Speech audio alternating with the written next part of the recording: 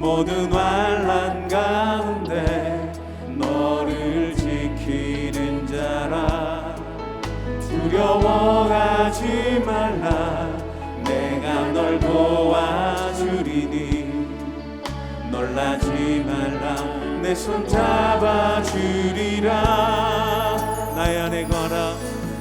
나의 안에 거하라. 나는 내 하나님이니. 모든 환난 가운데 너를 지키는 자라. 두려워하지 말라. 내가 널 도와주리니. 놀라지 말라. 내 손 잡아주리라. 내가 너를 지명하여 불렀나니 너는 내 것이라. 내 것이라. 너의 하나님이라. 내가 너를 보배 얻고 존귀하게 여기노라. 너를 사랑하는 내 여호와라. 제 6장.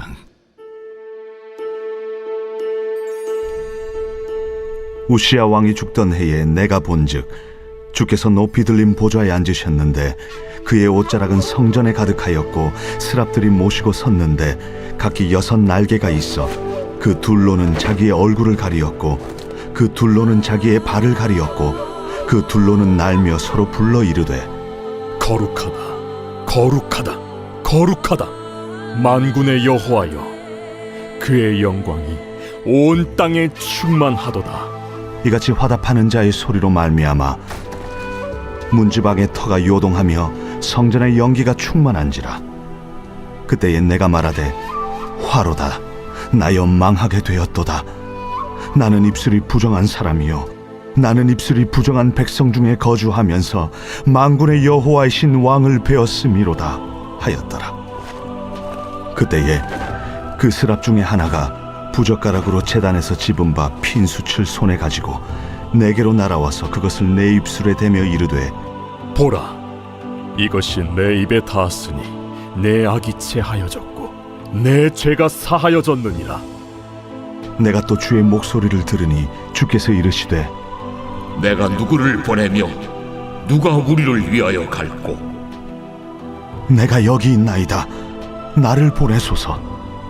가서 이 백성에게 이르기를 너희가 듣기는 들어도 깨닫지 못할 것이요 보기는 보아도 알지 못하리라 하여 이 백성의 마음을 둔하게 하며 그들의 귀가 막히고 그들의 눈이 감기게 하라. 염려하건대 그들이 눈으로 보고 귀로 듣고 마음으로 깨닫고 다시 돌아와 고침을 받을까 하노라. 주여, 어느 때까지니이까? 성읍들은 황폐하여 주민이 없으며 가옥들에는 사람이 없고 이 토지는 황폐하게 되며 여호와께서 사람들을 멀리 옮기셔서 이 땅 가운데 황폐한 곳이 많을 때까지니라. 그 중에 10분의 1이 아직 남아있을지라도 이것도 황폐하게 될 것이나 밤나무와 상수리나무가 배임을 당하여도 그 그루터기는 남아있는 것 같이 거룩한 씨가 이 땅에 그루터기니라.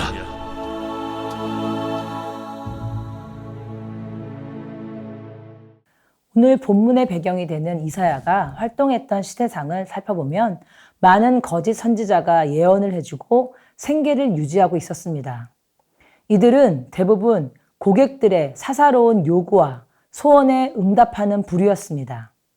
물질적인 보상을 적게 주는 사람에게는 재앙을, 많이 주는 사람에게는 무조건 평화를 외치는 거짓 예언자들이었습니다. 따라서 그들의 메시지에는 온 민족과 나라 전체의 안위와 관련된 공공성과 역사성이 결여되어 있었습니다. 이러한 역사적 배경을 감안할 때 오늘 본문에서 이사야가 내가 하나님의 어전의 회의에서 참여했다고 선언하는 것은 매우 중요한 의미를 가집니다. 그는 당대 통속적인 복술가들과 자신을 철저히 구별짓고 있습니다. 그의 메시지를 들어야 할 대상은 돈을 들고 찾아오는 사사로운 고객이 아니라 온 나라 백성 전체였습니다. 즉, 이사야의 메시지는 사람의 요구에 갖춘 점괘나 신탁이 아니라 하나님의 절대적인 뜻과 소명에 의해 촉발된 공적인 선포임을 드러내는 것입니다. 우리는 오늘 유다 역사상 가장 번영했으나 동시에 영적으로 가장 어두웠던 시대를 배경으로 한 이사야의 소명장을 마주하고 있습니다. 본문 1절은 우시야 왕이 죽던 해라는 역사적 사실에 시작합니다.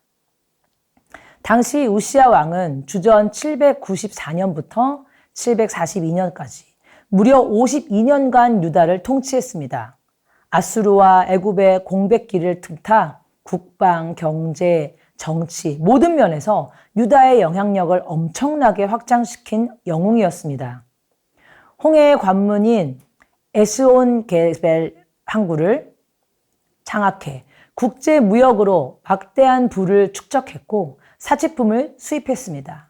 산간지를 개간하여 농업을 장려했고 강력한 군사력으로 블레셋을 장악했으며 심지어 신흥 강대국 아수르에 대항해 주변 국가들과 외교적 연대를 형성하여 막강한 권력을 행사했습니다. 52년간 유다의 버팀목이었던 이 위대한 왕의 죽음은 온 국가와 백성들에게 거대한 정치적 위기이자 감당할 수 없는 상실이었습니다. 1절, 우시야 왕이 죽던 해에 내가 본즉 주께서 높이 들린 보좌에 앉으셨는데 그의 옷자락은 성전에 가득하였고.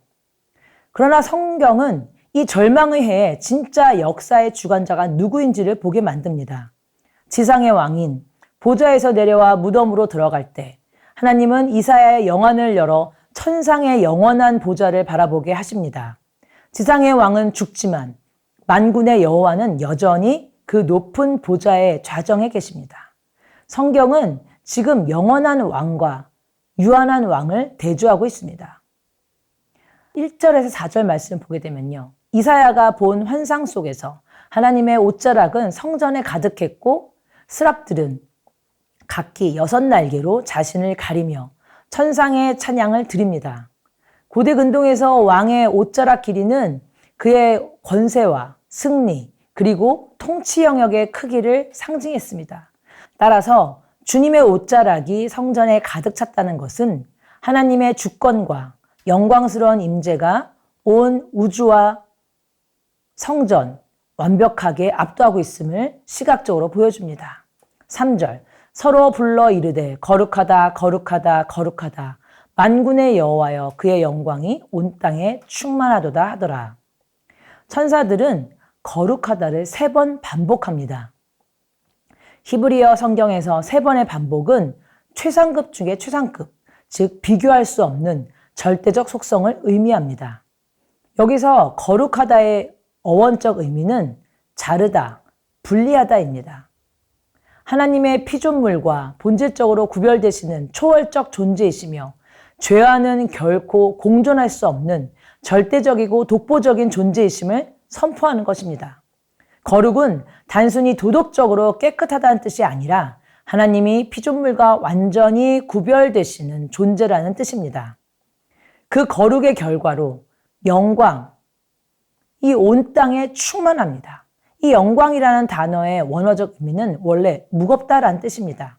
하나님의 임재는 결코 가볍지 않습니다. 성전 문지방의 터가 요동하고 연기가 충만한 것은 죄를 가진 인간이 감당할 수 없는 하나님의 어미와 압도적인 공의의 임재를 보여주는 것입니다. 또 5절에서 7절을 보시게 되면요. 거룩하신 하나님을 대면한 이사야의 첫 고백은 낭만적인 감격이 아니었습니다. 그것은 철저한 절망과 공포였습니다. 5절, 그때에 내가 말하되 화로다 나여 망하게 되었도다. 나는 입술이 부정한 사람이요 나는 입술이 부정한 백성 중에 거주하면서 만군의 여호와이신 왕을 배웠음이로다 하였더라. 여기서 망하게 되었다 라는 뜻은 끊어지다, 잠잠하게 되다, 소멸하다는 것입니다. 이 표현이 어쩌면 인간의 전적 타락이 여기서 고스란히 드러나게 됩니다. 거룩한 빛 앞에 선 인간은 자신의 비참함과 죄인됨을 뼈저리게 자각할 수밖에 없습니다. 특히 이사야는 입술의 부정함을 고백하는데 마태복음 12장 34절 말씀처럼 이는 마음에 가득한 것이 입으로 나오기 때문입니다. 이 절망의 순간에 무조건적인 은혜가 찾아옵니다. 6절, 그때 그 스랍 중에 하나가 부젓갈로 제단에서 집은 바 핀 숯을 손에 가지고 내게로 날아와서 그것을 내 입술에 대며 이르되 보라 이것이 내 입에 닿았으니 내 악이 제하여졌고 내 죄가 사하여졌느니라 하더라. 이사야가 스스로를 정결하게 한 것이 아닙니다. 천사가 제단에서 핀 숯을 가져와서 그의 입술에 대었습니다. 여기서 사하여졌느니라는 원어의 의미는 덮다, 속죄하다는 의미입니다. 이는 장차 십자가에서 흘리실 예수 그리스도의 보혈로 우리의 죄를 완전히 덮으실 대속적 은혜의 완벽한 예표입니다. 오직 제단의 숯불만이 인간을 정결하게 합니다. 그런데 하나님은 왜 이 숯불을 이사야의 입에 대셨을까요? 입은 인간 존재의 중심이자 향후 하나님의 말씀을 대언할 선지자의 핵심 기관입니다. 즉, 이 사건은 이사야 자신의 죄사함인 동시에 그를 거룩한 대언자의 품격으로 세우시는 하나님의 주권적 임직식인 것입니다. 마지막으로 8절에서 10절에 보시게 되면요. 정결함을 얻은 이사야에게 비로소 주님의 음성이 들립니다.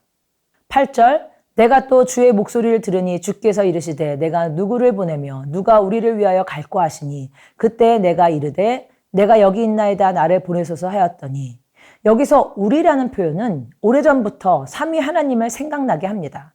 대속의 은혜를 경험한 이사야는 조건을 묻지 않고 즉각 순종합니다. 내가 여기 있나이다 나를 보내소서 구원의 감격을 맛본 자의 마땅한 반응입니다.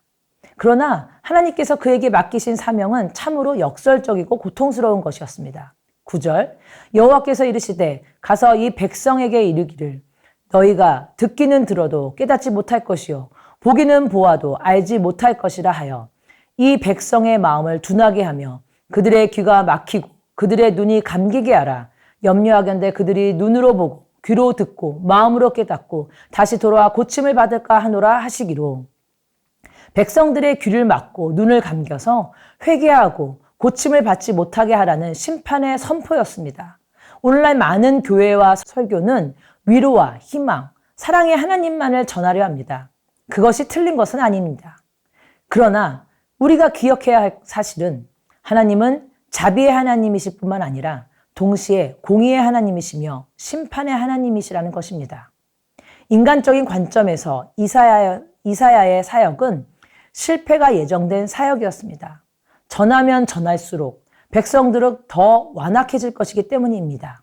그러나 이것은 하나님께서 회개하려는 사람을 억지로 막으신다는 뜻이 아니라 끝까지 하나님의 말씀을 거절한 백성이 결국 자신의 완악함 가운데 심판받도록 내버려 두신다는 의미인 것입니다. 창조주이신 하나님은 피조물인 인간을 다 구원하셔야 할 어떠한 의무도 없으십니다. 진흙이 토기장이에게 따질 수 없듯 우리는 주권자의 뜻을 다 헤아릴 수 없습니다. 그렇게 도리어 깨달아야 합니다. 허물 많고 눈먼 내가 하나님의 자녀로 택함받아 이 자리에 있다는 사실이 얼마나 엄청난 주권적 은혜이며 기적적인 축복인지를 말입니다. 말씀을 마무리하도록 하겠습니다. 이 고통스러운 사명 앞에서 이사야는 이렇게 애타게 묻습니다.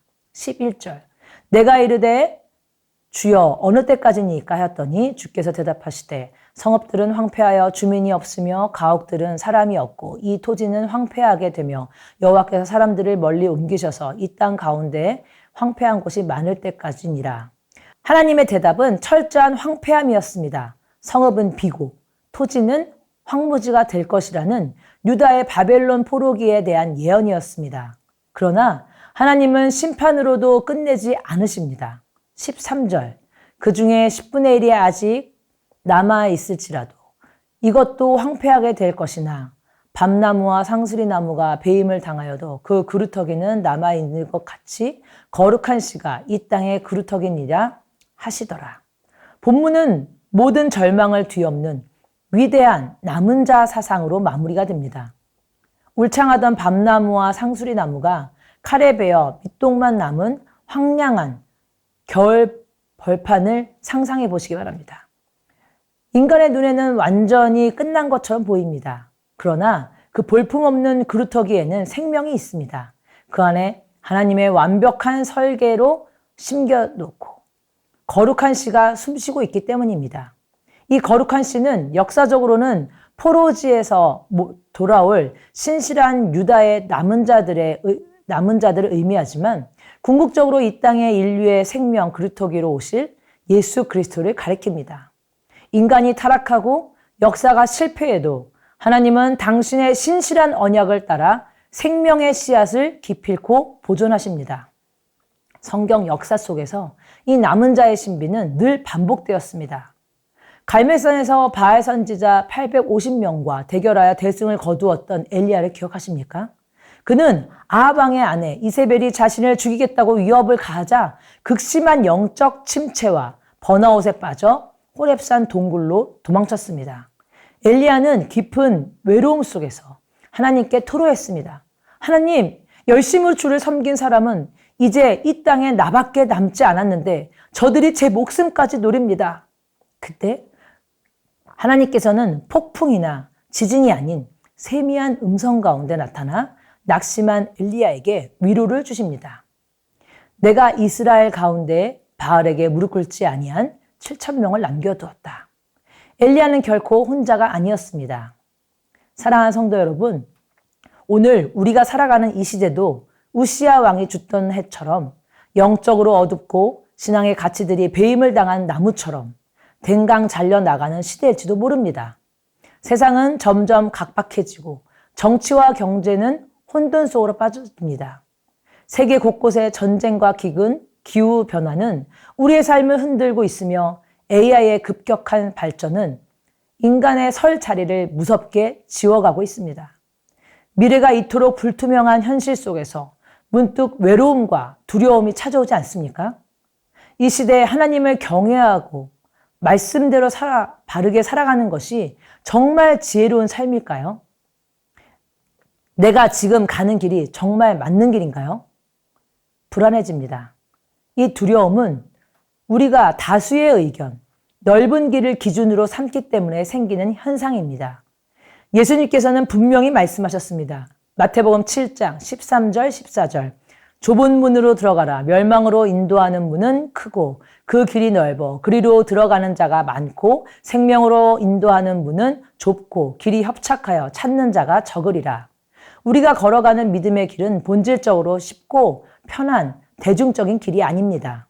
비록 험난하고 인내를 요구하더라도 영적인 생명과 진리를 향해 좁은 문을 선택하는 삶입니다. 그래서 당연히 내 주변에 이 길을 걷는 사람이 많지 않아 보입니다. 외롭고 고독할 수 있습니다. 그러나 기억하시기 바랍니다. 여러분은 결코 혼자가 아닙니다. 하나님이 이 땅에 남겨두신 바알에게 무릎 꿇지 않는 7,000명이 있으며 밤나무가 베어도 여전히 살아 숨쉬는 거룩한 구루터기들이 있습니다. 오늘 옆에 앉은 우리 믿음의 공동체를 보시기 바랍니다.